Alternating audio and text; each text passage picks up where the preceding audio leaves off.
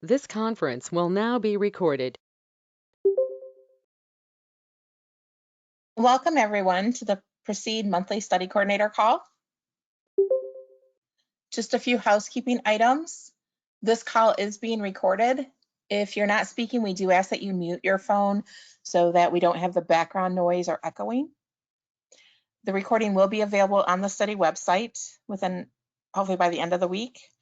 And if you want to ask any questions, but you just don't want to speak up, you can always use the chat function.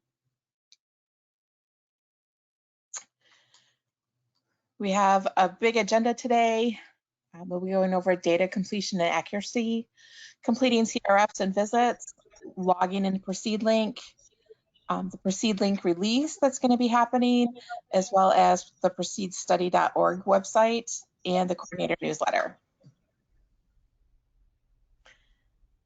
So again, welcome everyone. I'm glad that you've taken the time to join us today. Our first agenda item is the data completion and accuracy. For this, I am going to pass over to Jessica Everett from NYU. Hi, good morning, everybody. I just wanted to take an opportunity to, I'm really echoey, sorry, take an opportunity to thank everybody for all of the work that you have put in. I think that this whole process of getting ready to publish these imaging findings for our cohort 1 set has really helped us to figure out where some of our maybe weak points are and some of the things that we may want to update in the database going forward. One of the things I wanted to make sure that we reiterated, I think this is something we told all of you as part of the request for information. We recognize, in fact, we were just talking about it in our office here this morning, when we built the CRF for EUS data, we knew that it was aspirational. And I remember us having conversations about this, like, I think a lot of centers aren't going to have this data. And the intention all along by the EUS working group was, well, we think this is what will be important and useful for research purposes, and we want to build it and get to that point. So I just want to make sure that, you understand that we understand that most sites are not going to have a lot of this information. Some of it, I think, we do want to make sure that we're following up on. And so these are a couple of the pieces that we wanted to talk about today. So we know these may not be available. And part of what we're asking you to do as this check of missing information is just making sure that it really is not in the report and not just it's there, but you skipped the question. So, and John or Melissa may talk about this a little bit more as well, but I think what we have learned from this is we probably need to have more places, especially in the EUS form, where people can select an option for this information isn't reported, so that it's clear for anybody. It may not be NYU doing this data review next time around. So any of you who are part of a project where you're reviewing the data, you'll be able to tell it just really, the data doesn't exist. It's not that somebody didn't enter it or forgot to enter it. So we sent out the Excel sheets to everybody, letting you know what we, again, can't tell. Did you just not put it in there, or the data isn't in the report? And we appreciate everybody following up. John and Melissa, is there anything else we want to talk about there? There is one thing that we received an email about in the last couple of days, and it was the fact that one site, that some of the data on the EUS forms was probably reported, but the research coordinator didn't have access to those specific data in the report. So that's a new anomaly for collecting these information. Yeah, and I think I would say even internally here, again, going through this process has helped us to figure out, there are, so for example, what images were captured during the EUS. So we did figure out that that information is out there, but again, the problem is it doesn't actually match what they included in the CRF. And those of us who are not GI endoscopists can't really interpret, like, here's a view. Is that the same as what's here in the CRF? So I think This is leading us to follow up with the EUS working group so that we can really talk to them about, okay, is this template coming? How soon is it coming? And also, again, several sites, and I'm sure many of you on here who have completed these CRFs can relate to this. The question of like, are we really sure that we need all of these data points? Because it's quite extensive, especially if there's an abnormality. So rest assured that those things are all going to be discussed with the EUS group so that we make sure that we try to make life as easy as possible for the coordinators who are doing the heavy lifting of getting the data in. There were a couple of small things, and I think these are good QA, QC things. Like we found several points, and this happened to us here internally as well, where information was being entered in centimeters instead of millimeters. So some of those things are easily fixed and should be corrected. But again, there are sort of bigger issues with the EUS CRF that I think we'll be able to start fixing over time.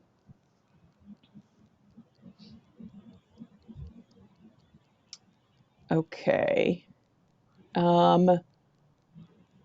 Pancreatic duct and pancreatic duct diameter. This is another one where if this is routinely not reported, and again, this is something that we went through here at NYU as well, where the template now that was proposed by the MRI working group is in place.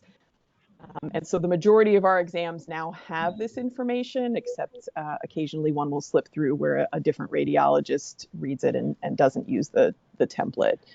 So we really would like to have the maximum pancreatic duct diameter reported. And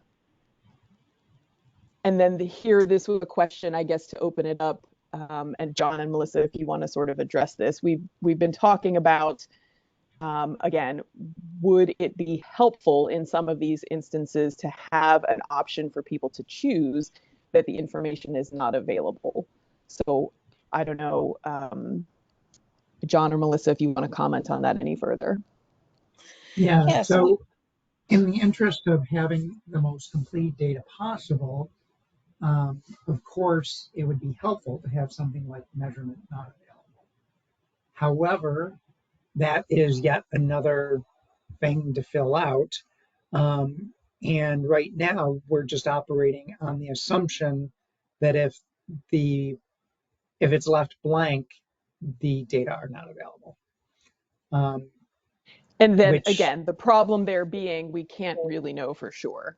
Does that mean it wasn't available, or does it mean somebody just forgot to fill it in? Which is how we end up in the position we're in now of asking everybody, which did you mean? So we welcome everybody's feedback on that.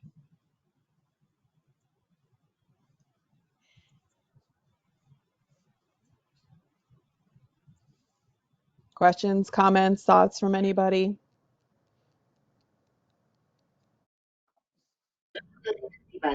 Hi, this is Julie from Madrid. Just Hey, one Julie. comment from what you were saying. Hi, hello. Just one comment of what you were saying. Maybe it is good to have a something where we can check data not available, because it may be, as in our case, the people that are entering the data aren't experts in these imaging, and maybe the data is available, but they need to go and ask somebody, and they have doubts about where this data is in the report. But then there are also cases where it just isn't available. So I think maybe having this option to mark it that data isn't available, so don't bother looking for it because it's not there, will be a good option. And then any blank questions, then you'd have to follow up with the centre and say, please try and find this data. You know what I mean? Yeah, agreed. Yeah. And that's Spring weighed in with a comment as well, that if you don't have a data not available option, then you just keep running into the same issue that we're having right now.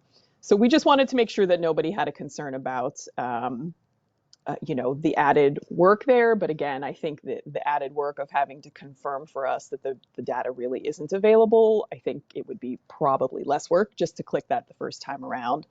And that way there aren't any blanks where we have to wonder what's happening. We did also get a comment about the diameter mostly being missing from the MRI reports. So again, that was also true here. And I think what we would like to encourage to happen, and I think this will be able to happen as through this exercise we start to figure this out. But the goal ultimately would be for the PI at your institution to work with your radiologist to explain to them, there's a recommended template that we should be using for our high risk participants. And what do we have to do to get that in place so that those reports should routinely have that information that the MRI work group has said, this should be the standard of what we're getting and reporting for high risk participants. But we recognize it may take some time.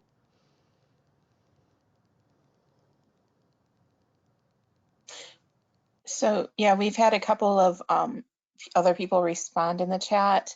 At Michigan, their MRI reports rarely state the PD diameter, but usually just states of normal caliber.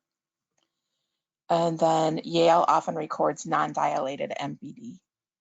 Right. So that's what I was addressing with my response there. These comments that like our radiologists aren't putting in the diameter. Yep, ours weren't either, and we had to have a conversation with them about these are the pieces of information that should be included in these reports and how do we make that happen.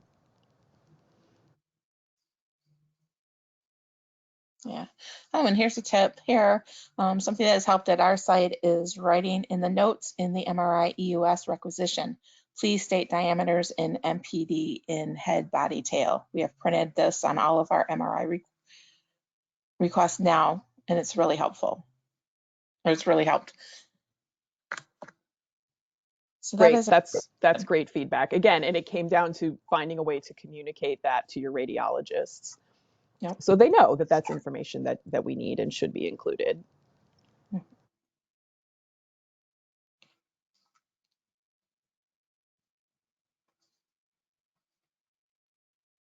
Okay, so the genetic testing data, and again, I think we've communicated with many of you via email about some of this.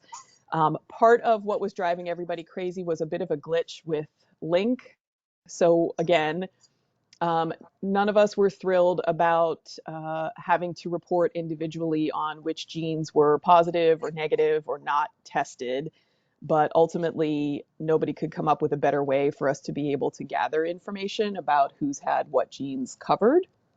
The way that Link is set up is that it will default all of the genes to not tested, but until the new release that comes out next week, you still have to click on the check marks next to each of those genes to confirm that it was, in fact, not tested. So again, if you don't click it and it stays a gray check mark, that's essentially leaving it blank. And so those were the ones that Shannon was asking about when we sent out the requests to update that information to confirm for us that these things are all not tested. Again, versus truly, potentially missed information or somebody forgot to fill it in. So that will be fixed with the new release of Link that I believe is coming out next week. Melissa or John will correct me if I'm wrong. So going forward, whenever you enter test results and you click which ones are positive and which ones are negative, you can leave everything else alone. It will default to not tested and it will show up as completed. And so we won't have to continue to ask that question going forward. And they will find out for us. One of the things we asked yesterday was what about the ones that are already entered? Because we've asked you all to focus on getting this fixed for the cohort 1 participants, but of course you probably have others from the other cohorts in the database as well. So we wanted to confirm that anything that was previously entered will then update to this is a completed green checked response. And I think, Arbor, you'll let us know that that is confirmed, yes?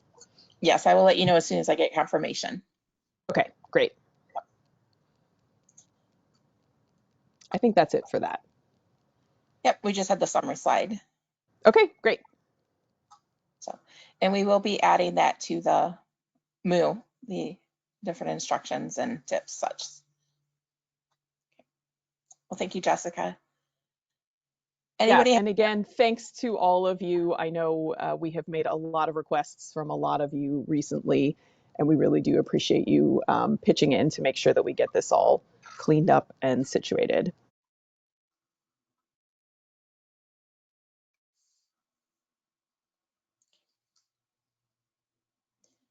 Okay. Okay, so now, again, I just want to talk a little bit about completing the CRFs and the visits in Link. Again, you want to make sure that you are completing the CRFs, because until you actually mark them as completed, we don't get the data, okay? So you'll go in when you click the link, you'll get the CRF, and then you'll have the little page navigator off to the side.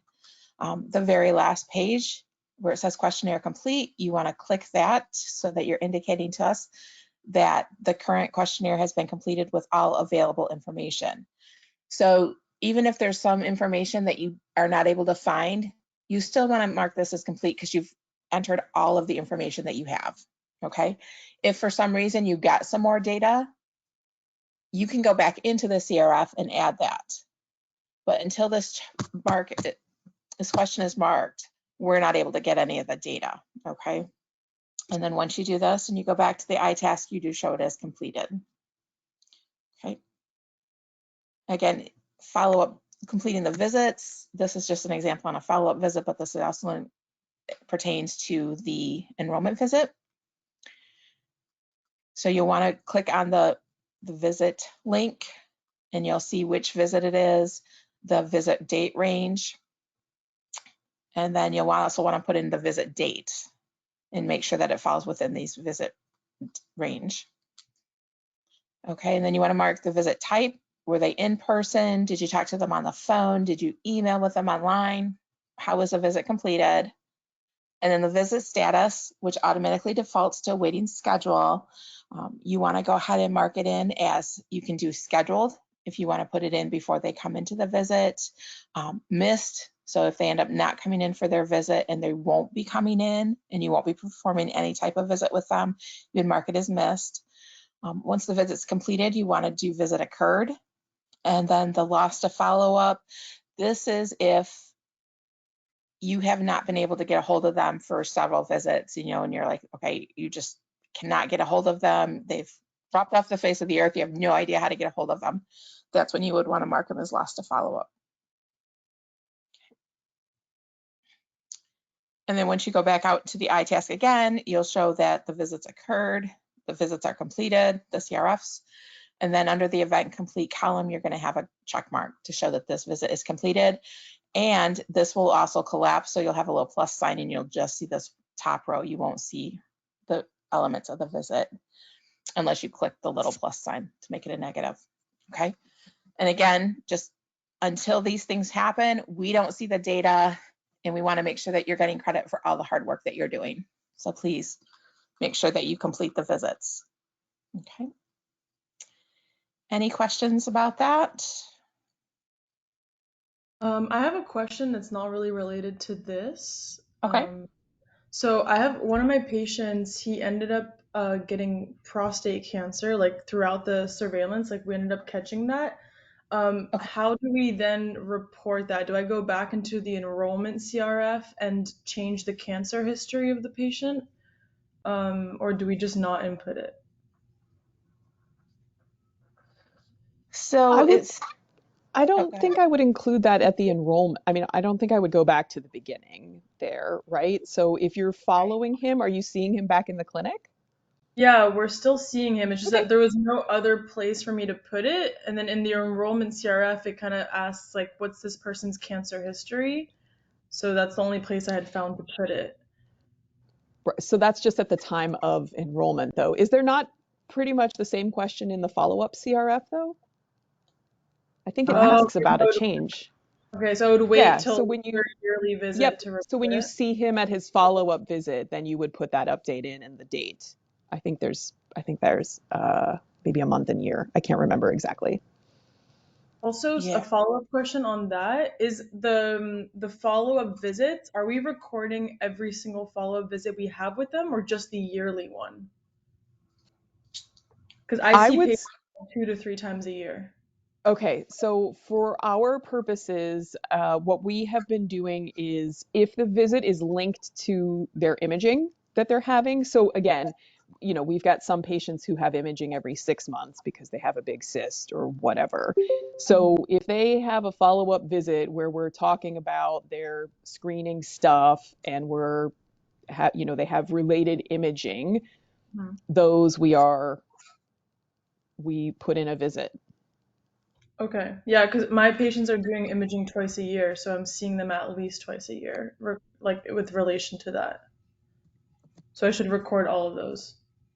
I think that's probably the best way to do it. That reflects what's really happening, right? And I think the follow-up CRFs are not terribly onerous because they pre-fill a lot of things and you just have to make it update it if there's a change in anything. Yeah. So then you'd have documentation. And the other thing is, I don't know, like we collect blood on all of our participants if they have imaging. So if they get imaged twice a year, we collect blood for biomarker stuff twice a year. So it sort of makes sense to me to keep that all entered. So same with the bloods, we would enter bloods twice a year, not just like the If yearly bloods. if you're collecting blood twice a year, Yeah. and the protocol allows you to do that, right? You can collect blood basically at any event-driven visit or associated with imaging. So again, if we think about what kind of samples we'll need for biomarker work, the most helpful ones are the ones that are linked to imaging. So there's nothing magical about the 1 year mark. It's just that many sites are only imaging once a year, so you collect the blood once a year. Oh, okay, I And you see. can discuss that. You can talk about that with George and Mhm. decide amongst yourselves what makes the most sense, because of course that's additional resources required to collect extra blood. Well, we already collect the extra. We already do twice a year bloods. We just do research tubes only once a year. But clinical bloods we do twice a year. So we have the data to record that. Okay, so that's I was talking about research blood specifically. We collect it every time we do imaging for our participants here, but that's Okay. not necessarily a requirement for pre-seed, although I think there's a good argument for why it makes sense to do it if you have the resources to do it. Okay. So just to be clear, if we're just collecting research bloods once a year, then we only do one lab CRF per year. I'm Correct. sorry, one more time? Sorry, I know it's like kind of confusing, but if we're Nope, that's only okay. collecting research bloods once a year, then we only do one lab CRF per year. So the lab CRF is for clinical labs, right? That's for CA19-9 and Yeah, exactly. hemoglobin A1C, right? Exactly. So The if I do two the clinical bloods per year, then I do the two lab CRF, even though there's only one per Yeah, year. exactly. Yep. If Yeah. you have, yeah, and I do that for my patients too. If they have an additional um, lab value that is one of the ones we collect, because again, I think over time, what you want to look at is change potentially in some of those values. So if you have more time points, I think that's only helpful to have those recorded. Okay, great. Thank Does that make you. sense? Yep. Yeah, thanks. So I was going to pull up here. So yeah, if you have the labs, yeah, you can, if they have like an A1C draw, you can, yeah, add You the can lab. put in any Yeah. random time that they have it done. Yep. Yep. Yep. That's why we have them all as ad hoc forms. So Exactly right. a Because we lot knew that this easier. would be all over the place a bit. Yeah. Right, right. So, yeah. And any of these forms, if they come back in at any point, you can add any of these that you need to. Okay.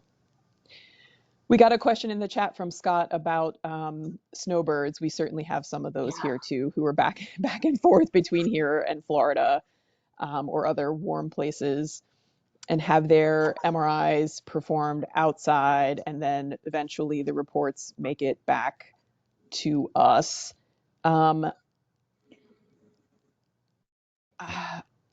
So you don't have to mark them lost to follow-up. Again, lost to follow-up, I don't know if we actually have this defined, which we need to do that, like how many visits they missed before we mark them as lost to follow-up. Yeah. So Yeah, I wouldn't, and I don't think if you know what they're doing, Scott, I don't think they're really lost to follow up, and then they come back to you again when they come back north. I think that's perfectly fine. And we certainly have participants who do that. They send us the report or they send us the images to archive, and then they see us when they're here. Right. And so, yeah, and you just fill out the imaging forms when you receive the images and just put the actual Yep, date. I think that's fine. And just put it in when you have it. Yep. Yep. Definitely. Some very good questions today. Okay.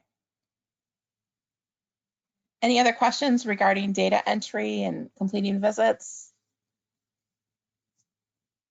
Okay. So logging in to PRECEDE link, we still see occasional issues, and we just wanted to make sure everyone was aware that if either of these following items happen, your account will get locked. If you have 3 failed login attempts or you haven't logged in for more than 30 days. So to prevent your account from being locked out, if you've had 2 failed login attempts, go ahead and reset your password at that time. Just click the link at the bottom where forgot your password or username. And then that way you're not going to get locked out and you're not going to have to wait for us to get you unlocked. So if you're doing it, especially if you're in a totally different time zone and we may be gone for the day and we won't get to it till the next day or over the weekends. So yeah, once you get 2 failed, go ahead and reset your password.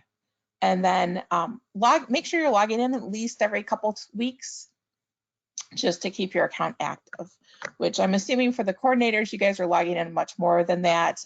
But if there's anybody else that may be helping you out, just make sure that they log in occasionally. So we do have a PRECEDE release coming next week. And as Jessica was stating, for the mutations, those will be fixed so that when you go in, let me show you here, find a CRF. When you go into the history here and go down to, oh, did I hit the wrong?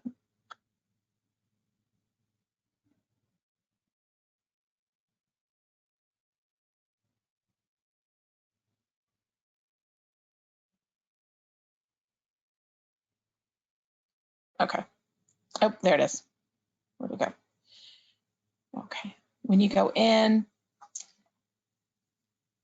to the table and you'll see everything has the gray check mark and they're all defaulted to not tested. Right now, what Jessica was saying is you have to go in and just click that, the gray check mark, to make it green to save it. Okay. If we were to change a couple of these, okay, and then we don't change anything else and we just leave it gray, which next week you can do this, and you go in and you hit continue. When you're going to see the current page progress is going to like fill up. And then if you go back into this, scroll back down, go.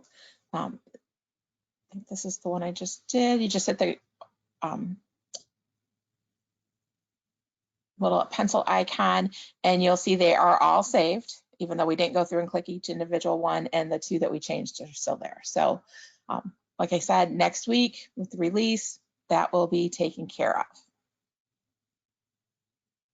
Okay. We're also going to be suppressing disabling questions on the enrollment CRF if they're not applicable, B3 through B5, as well as on the follow-up CRF, C2 and C7. We're also adding NEC to various questions on the MRI CRF. And then we reordered the genetic mutation question for cohort 5 enrollment. And the new undo completion button to enable editing of material grid after completing the blood biosamples. So when you go into this last page of the biosample CRF, you can now unlink them yourself. You don't have to call us or email us and say, hey, I need help with this. And I just went into the wrong.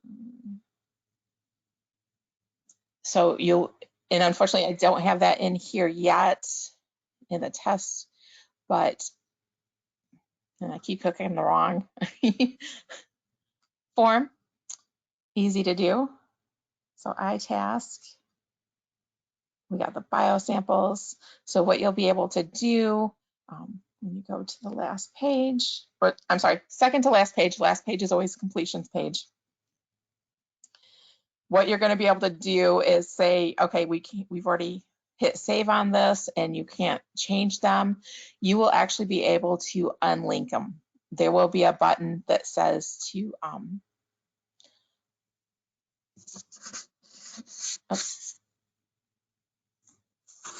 undo completion.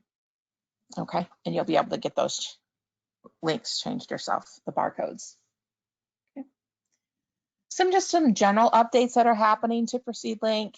The passwords will allow and require special characters now. New census password name key set, confirmation of permission, allow canceling of session inactivity timeout. So it'll give you a little warning that says you're gonna, because of inactivity, you're gonna be logged out. You'll be able to cancel that and stay logged in.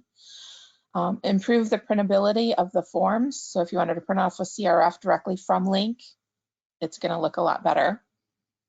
Support for simultaneous multiple browser window tabs. Let me show you what that means. So if you're in an iTask page, and actually once the query tool, it'll make more sense when you do that.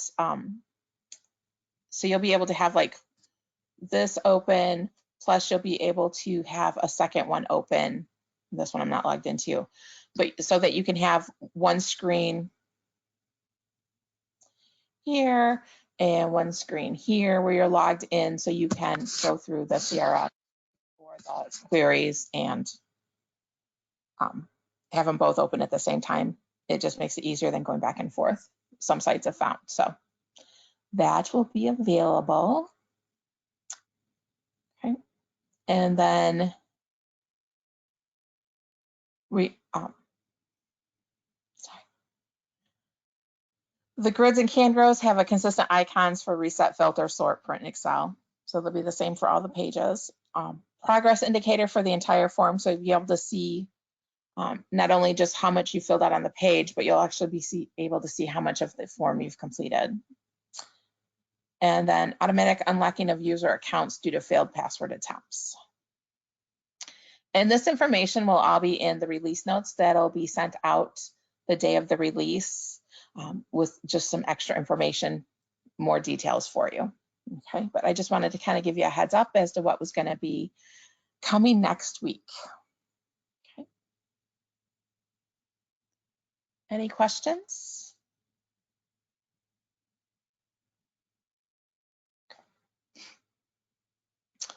So PRECEDEstudy.org, this is the study website, and this is the public side.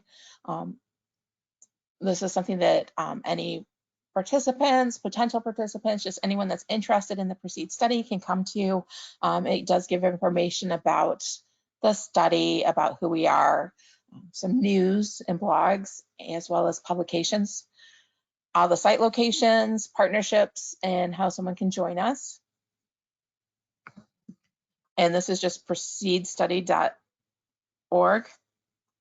And then once you are onboarded to the PRECEDE study, you will get a username and a temporary password.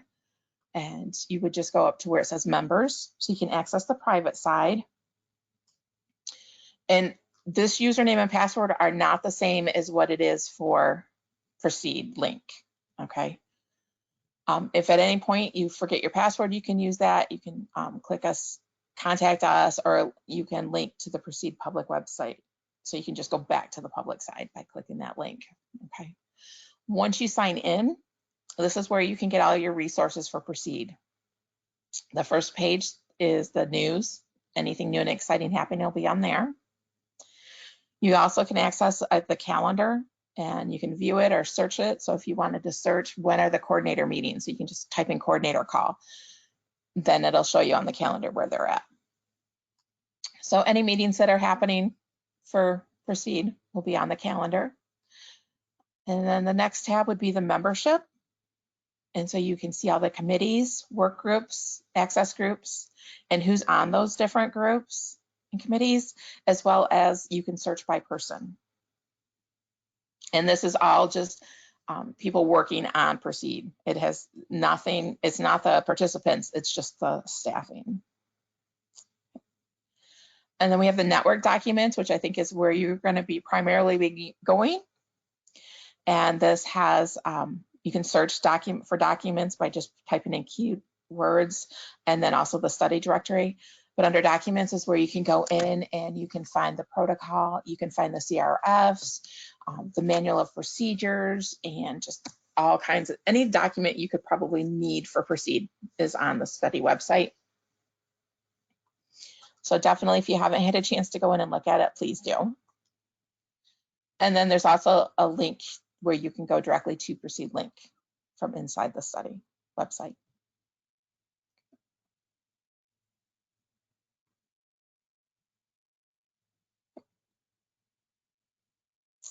Okay, coordinator newsletter will be coming in October, or I'm sorry, in November. I wanted it to come out in October. I just haven't finished it yet. So if you do have any ideas that you want to see in the newsletter, please let us know. And also, we're looking for a name for our newsletter. If anybody has a name, a suggestion, please forward it to me. Because I would like to have your input. We do have a question here, going back, if I don't have a username and password yet for the PRECEDEstudy.org, who should I contact to set it up? Very good question. Please email PRECEDE-DCC@arborresearch.org, and we will get you set up on that. And yes, the updated forms should be on this website. I still need to go in and double check them all. So if you find one that is not updated, just shoot us an email and we'll make sure to get that updated. But they should all be. I know the manual of operations is updated on there, but the CRFs I'll have to double check on.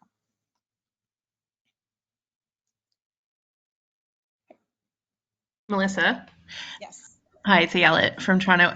Can you just send an email once you check? Because I know I was missing, well, we discussed that one of the CRFs I had was missing a whole section and it wasn't on the website yet. So just before I download anything again. Yes, I will do that. Okay, perfect. Thank you. Mm-hmm. Yes, and I will get to that.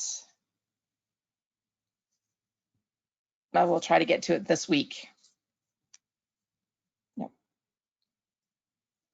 Okay, some reminders. If you or someone at your site would like to attend a PRECEDE link training or a retraining, please let us know. You can email us at the PRECEDE-DCC@arborresearch.org. Because I am planning right now to do a training probably the week of the 7th of November, maybe Wednesday and or Thursday. So if you're interested, more than welcome to join. I know when you first start and we do the PRECEDE link training, I'm sure everything's just like, okay, yep, we get what you're saying. And now that you've had a chance to really work with PRECEDE link, if we do a retraining for you, it might help you answer some questions. Maybe we'll show you something that you forgot about or didn't realize, give you some tips and things like that and tricks to use it. So definitely would love to have you join that. And I will be getting out an invitation once I get the specific dates that I'm going to do it. So if you want to join and you have any restrictions the week of the 7th, please let me know, because I want to make sure that if you're interested that we're making the time available for you. Okay. Okay. So the next coordinator call is going to be the 3rd Tuesday and Wednesday of November. You're always welcome to join one or both of the calls. We do cover the same topics on both calls. And then if you have any topics that you want to have covered, please let us know. We are more than willing to add in whatever you're interested in. We want to make sure that these calls are beneficial to you and that we're covering information that's going to help you. And as always, include the PRECEDE DCC@arborresearch.org on all emails regarding PRECEDE in general, the link questions, protocol questions, label orders, everything. And this email includes several folks here at the DCC, like myself, Julia, and Melissa and John. So if one of us isn't around, like we're on vacation, we have the day off, you're not having to wait for us to get back into the office. Someone else will go ahead and take care of it for you. So definitely make sure that you email the PRECEDE-DCC on all your emails. Okay. We don't want to leave you hanging out there without a response. Okay, so that's everything that I have. Is there any questions, comments that anyone has? Please feel free to bring them up.